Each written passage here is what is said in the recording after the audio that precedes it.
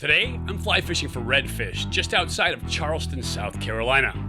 And we're trying to put together a pattern for the best redfish flies for big bull redfish. We'll talk technique, gear, and reading water.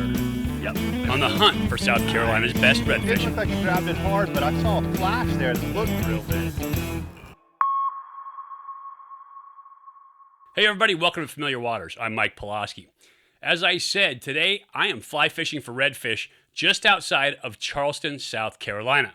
Now, South Carolina may not have the big bull redfish like Louisiana, but let's be honest, nobody does. Charleston is one of my favorite cities in all of the U.S., and what it lacks in redfish size, it totally makes up for in southern charm. Don't forget, if you haven't done it yet, make sure you subscribe and ring that bell. Get notified every time we have new stuff coming out. Also, give us a thumbs up down below if you're ready to go fishing for South Carolina redfish, and leave us a comment. We would love to hear from you.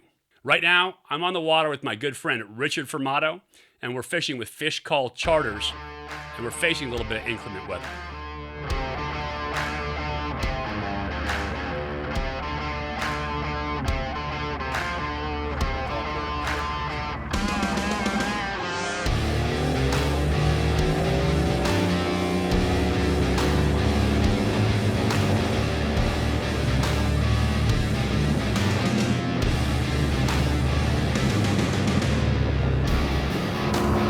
Good foggy day for sight fishing. Yeah. Another one.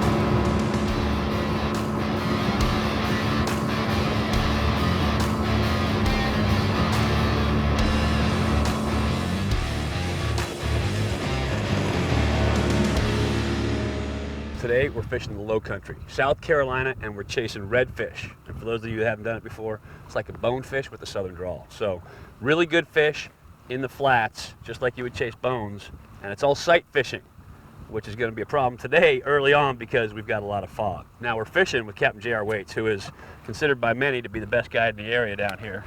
Captain, thanks for having us out here. Happy to have you. What are these conditions going to do for us? It's going to make it a little tough, but we work hard. We'll catch some fish. Okay, and along the show, you remember Richard Fermato, conservationist, competes every year for the U.S. fly fishing team, right. Goes out all over the world and fishes. So, good fly fisherman. He's going to harass me today in the boat. That's right. Giving Mike grief is why I'm here. That's right. Fog in the morning, wind in the afternoon, perfect Familiar Waters weather. As we made our approach into Mount Pleasant Airport, we could see the fog rolling in. And although we knew this would cause a problem early on because of visibility, we had one of the best guides in the low country, J.R. Waits. Fog or not, we were here to catch redfish.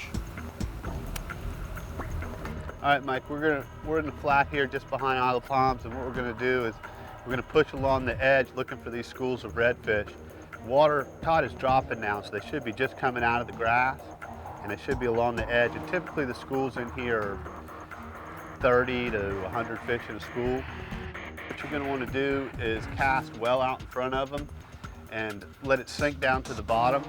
And the best strip is either a short strip so it kind of bounces right along the bottom, or what I call a jig strip, where you strip it real fast and the fly comes up to the surface and then dives back down to the bottom, similar to how a jig would act.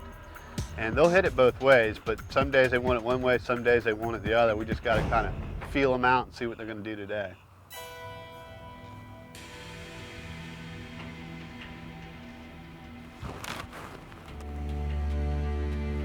Can't really tell which way they're moving. I think I just saw one move to the right of you there, yeah.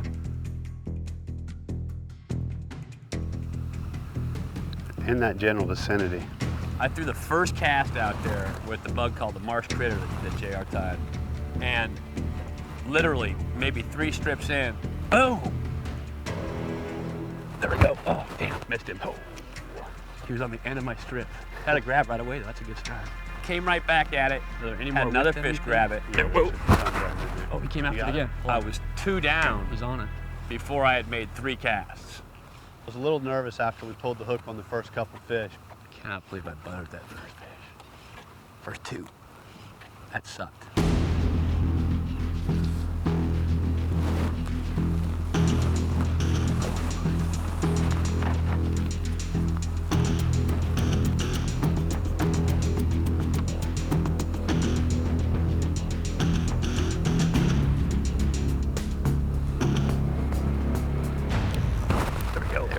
Fish on.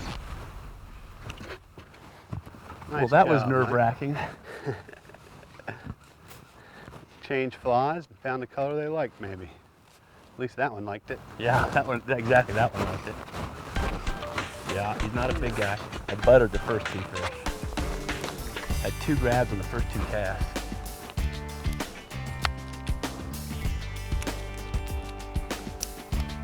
Sometimes you gotta get the junior members to get the stink off.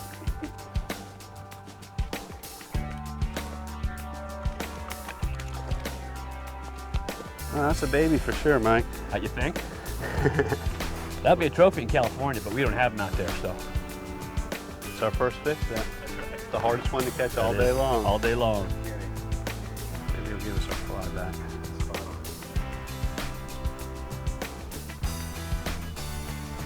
We wanted the bright white one this time. Yeah.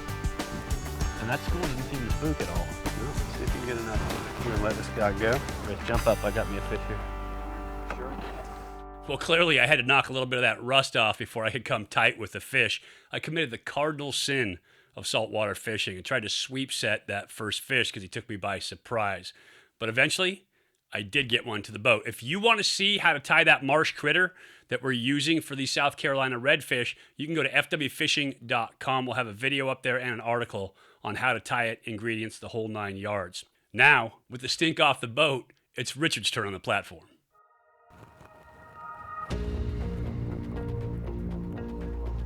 The thing that has impressed me the most about Charleston, South Carolina is this ecosystem. And the redfish populations that we've seen have been really, really healthy. From talking to our guide, it's actually in great shape.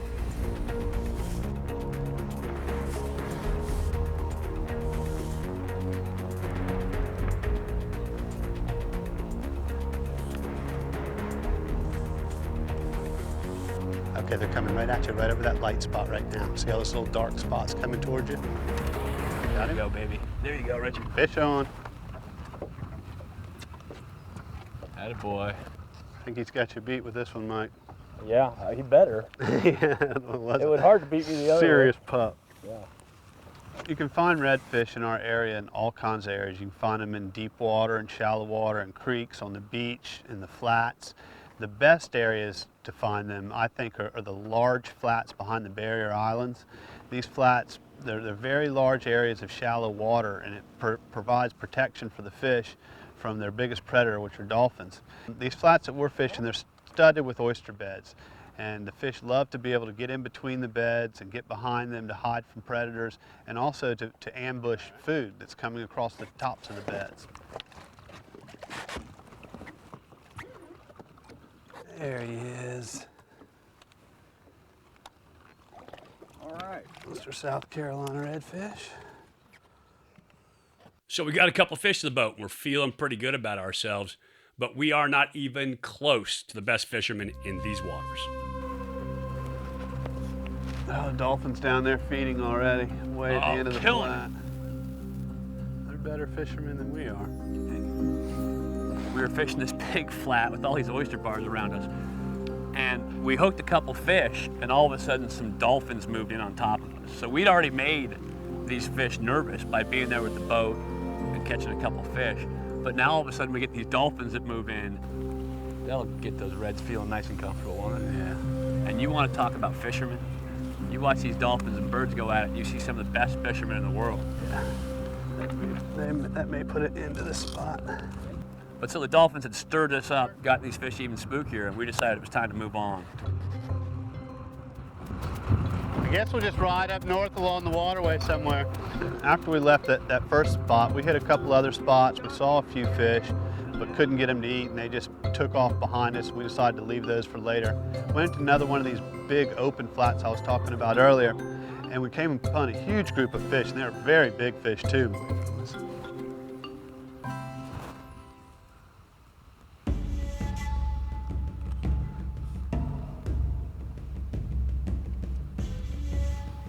These may end up being extra spooky. And the wind started to kick up about that time, and of course the fish got on the wrong side of the wind for us. Mike made an excellent cast.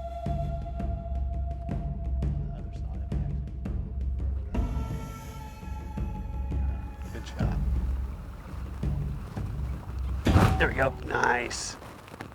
Nice call. And that's a heavier fish too. Oh, he came out. Killing me. I have been throwing at these schools, getting grabs, and having them drop off. I suck. Then again, the hook pulled out again like it does sometimes, and the fish were off and running, and we lost that group. I will catch one of these, I promise. I mean it. I'm gonna catch a redfish, or I'm gonna throw this in the water. What's all that mud there? I think that's just from the current coming around the corner. Be ready. We got redfish right in front of us feeding on the surface. We don't see that much here in South Carolina. They're doing it.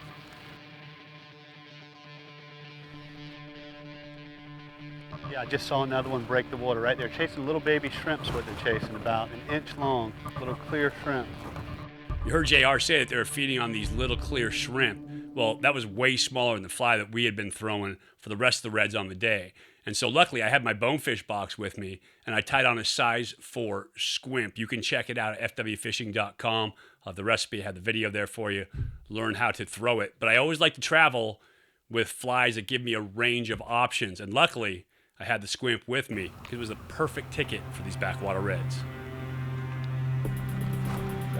Is that fish over there? They're just to the right of you, coming that direction there. Yeah, you can see them up on the surface of the water, or at least I can from way up here. Real tough to make out what's going on over there until you see a fish come up out of the water. Beautiful. Right there? To them. Yeah, you're right in them. Start stripping that, strip it pretty quick.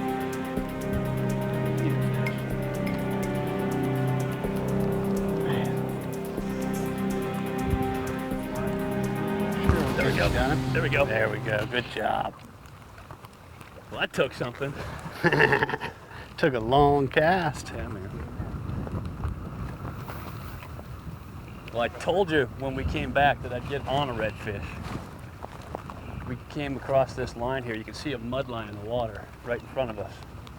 And the wind is blowing pretty hard and kicking this mud off, but these redfish are feeding right on the edge of it. And they were popping bait on the surface. The last spot was the absolute ideal conditions for what we were doing on the day. We had tide and wind heading generally the same direction. It created this eddy off this island, a point. It was basically a chum line where the wind had kicked up all this mud, all the life, the aquatic life that was feeding Here we go, bud. on the particulate in the mud was just stepping right up the food chain. This is where the long backhand shot comes into play. It's tough with the wind coming directly across us from our back here. You can't make an overhand cast because you have to throw backhand across this stuff. Well, that is a pretty good fish, actually. Now that he's up closer, Yeah, he does look a little bigger. that's a pretty decent fish. I was going to say that.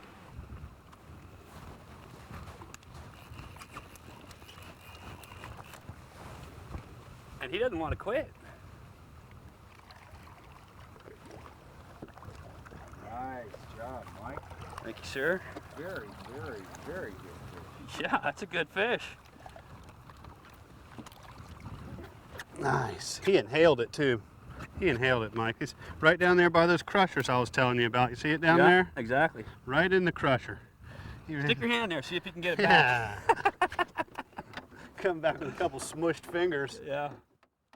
And so with that, it was Rich's turn on the platform, and we still had fish feeding. All right, Rich, still right in there, right along that same little edge there. They keep coming up along that mud line, popping a few shrimp, then heading back out. They don't give you much time because they come right in and they eat a couple and they turn around and they go right back out. Nice cast. That's your best backhand cast today.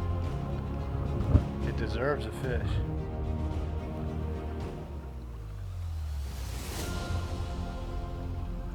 Yeah, baby. Yeah. Nice, Yeah. nice work. That's what we're talking about, Richard. We knew that cast deserved a fish. It did deserve a fish, big time. Sometimes when you just let it go, you know that's going to get it. Oh, That's a good one there. That's a good fish. A little better than we've seen you so far. Why you got to keep outdoing me, Rich? I catch a small fish, you catch a bigger fish. I catch a decent fish, you catch another bigger fish. That's just wrong. No, I'm not. Richard decided that every fish that I caught on the day, he was going to go one better. I caught the little, jack redfish. He came back and caught a 3-pounder. So I came back and caught nicer fish, close to 4 pounds. Richard comes back and has to catch a 5 or 6 pounder. And every time I would step up the ladder to the next size fish, Richard would keep stepping up the ladder. And as this kept happening, all of the talk kept stepping up the ladder too. I mean, for you, it's a nice red. Yeah, for a redneck from the hills of Southwest Virginia, it's a great thing. We don't have anything like this. No. This guy can eat our biggest smallmouth bass for lunch. Oh, that's a good fish. Nice. Perfect hook set right in the corner of the mouth. 608. Nice. It's a nice redfish there, boss.